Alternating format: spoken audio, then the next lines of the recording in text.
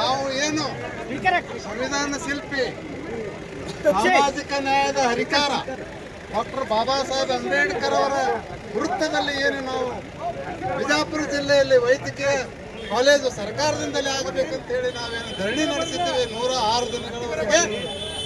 ಅದಕ್ಕೆ ನಮ್ಮ ಎಲ್ಲ ಸಂಗಾತಿಗಳ ಬೆಂಬಲದಿಂದಾಗಿ ಈ ಹೋರಾಟ ಯಶಸ್ವಿಯಾಗಿದೆ. ಅದಕ್ಕಾಗಿ ಯಾರು ಈ ಹೋರಾಟದಲ್ಲಿ ಭಾಗವಹಿಸಿ ಈ ಹೋರಾಟವನ್ನು ಯಶಸ್ವಿಗೊಳಿಸಿದ್ದಾರೆ, ಹಾಗೆ ಯಾವ ಈ ಹೋರಾಟಕ್ಕೆ ಪ್ರತಿಯೊಂದು ಸಂಘಟನೆಗಳು, ಅದು ದಲಿತ ಪರ, ಕಾರ್ಮಿಕ ಪರ, ರೈತ ಪರ, ದಲಿತ ಪರ ಚಳವಳಿಗಳ ಏನು ಬೆಂಬಲ ಸಿಕ್ಕಿದೆ, ಈ ಬೆಂಬಲದಿಂದಾಗಿ ಮಾತ್ರ ಈ ಹೋರಾಟ ಯಶಸ್ವಿಯಾಗಿದೆ. ಇದು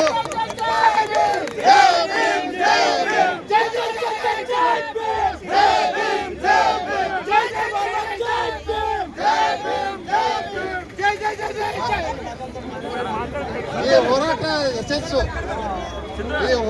ಯಶಸ್ಸು ಇಡೀ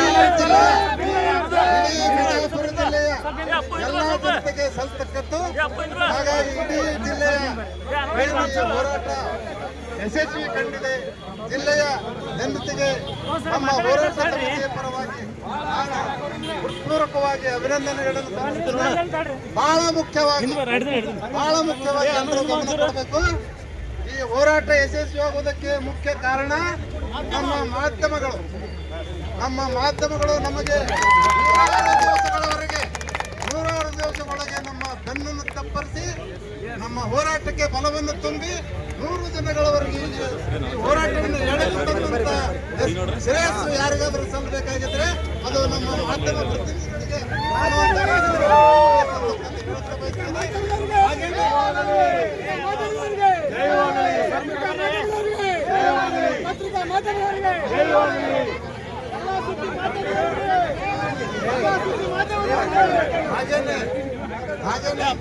ನಿನ್ನೆ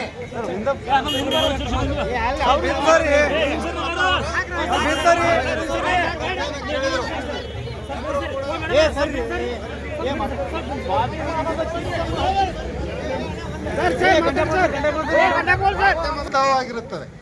ಯಾಕಂತಂದ್ರೆ ಬಿಜಾಪುರ ಜಿಲ್ಲೆಯಲ್ಲಿ ಮೆಡಿಕಲ್ ಕಾಲೇಜ್ ಸ್ಥಾಪನೆ ಆಗುವವರೆಗೂ ಕೂಡ ಈ ಸಮಿತಿ ಅಸ್ತಿತ್ವದಲ್ಲಿರುತ್ತದೆ. ಹಾಗೇನೆ ಇನ್ನು ಮುಂದೆ ಕೂಡ ಬಿಜಾಪುರ ಜಿಲ್ಲೆಗೆ ಏನೇನು ಅವಶ್ಯಕತೆ ಇದೆ, ಏನು ಸವಲತ್ತುಗಳು, ಮೂಲ ಸೌಕರ್ಯಗಳು ಬೇಕಾಗಿವೆ, ಅದಕ್ಕಾಗಿ ಕೂಡ ಈ ಸಮಿತಿ ಹೋರಾಟ ಮಾಡ್ತದೆ ಅನ್ನುವಂಥ ಭರವಸೆಯನ್ನ ನಾವು ಜಿಲ್ಲೆಯ ಜನತೆಗೆ ಭರವಸೆಯನ್ನು ಕೊಡಲಿಕ್ಕೆ ಇಷ್ಟಪಡ್ತೀವಿ.